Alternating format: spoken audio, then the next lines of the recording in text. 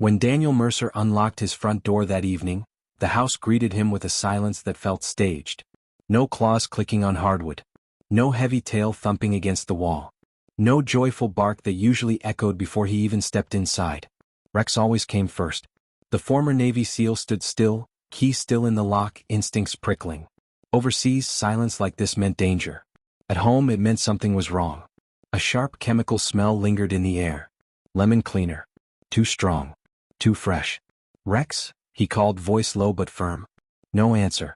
Only the hum of the air system. He moved toward the living room and stopped cold. Rex lay on the rug, sides heaving in short, shallow breaths. The big German Shepherd's black and tan coat was damp, his powerful body trembling.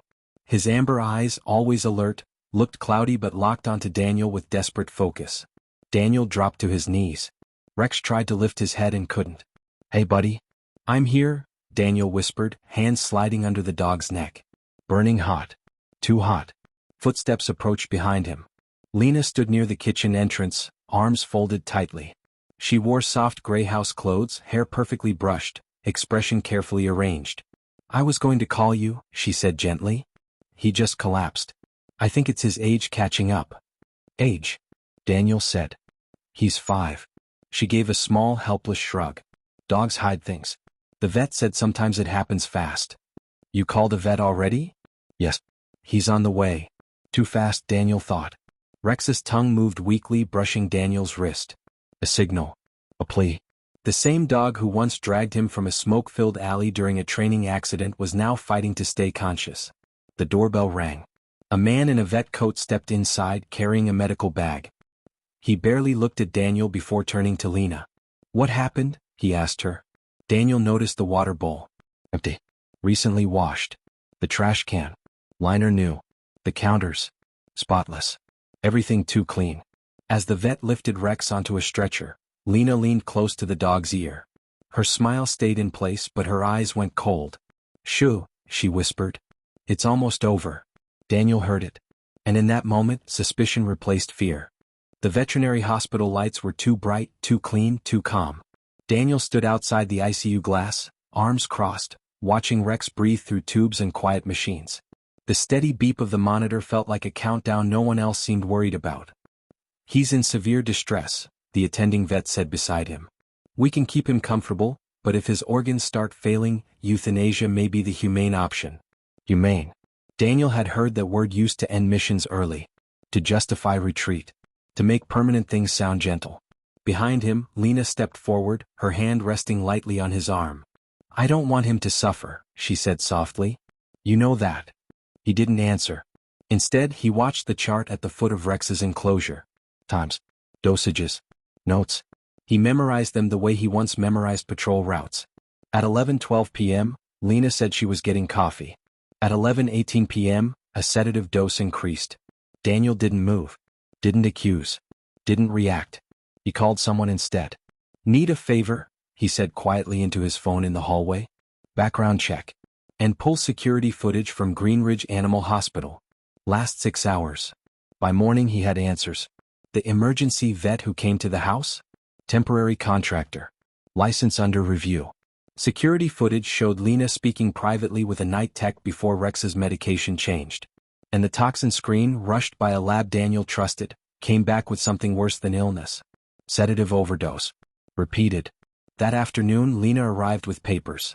"They think it's time," she said gently, placing a clipboard in his hands. "I signed for both of us." Daniel looked down. It was his name. Not his signature. He raised his eyes slowly. "You're in a hurry." "I just don't want him in pain." "No," Daniel said calmly. "You don't want him waking up." Her expression flickered. "Just once." He handed the clipboard back. "I was trained to build cases before making moves," he said. "And I never move without a plan." Footsteps approached behind them. Hospital security. A police officer. And the hospital director holding printed reports. Lena's smile faded as the officer spoke. "Ma'am, we need to ask you a few questions about unauthorized medical decisions." Daniel turned back to the glass. Inside, Rex's ears twitched. Still fighting. Morning light slipped through the hospital blinds in pale stripes, touching the floor beside Daniel's boots. He hadn't slept. He hadn't left. He didn't need comfort. He needed certainty. Inside the ICU, Rex lay still but no longer fading. The emergency detox had worked slowly through the night, flushing the sedatives from his system. His breathing remained shallow, but it was his again, not forced, not fading. A young vet approached Daniel with a tired but genuine smile. "He's stabilizing," she said. "Another day and we can remove most of the support." Daniel nodded once. Relief for him was quiet, contained. Down the hall, voices echoed from a closed office. Lena's voice, controlled, offended, composed, drifted through the door.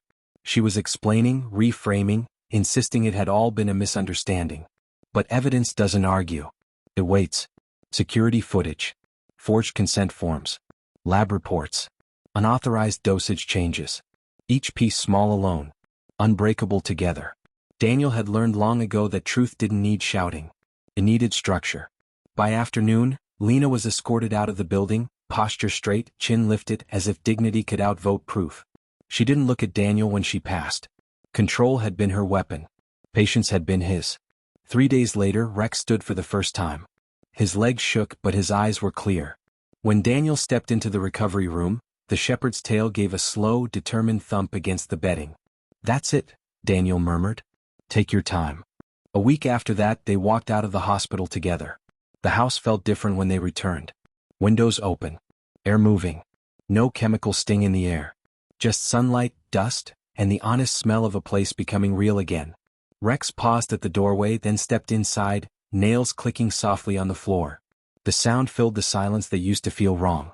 Daniel crouched, resting his forehead gently against the dog's. "I heard you," he said quietly. Rex leaned into him, steady and warm. "Some plans are loud. Some are violent. But the ones that save lives are built in silence, piece by someone who refuses to ignore what can't speak. And this time that was enough."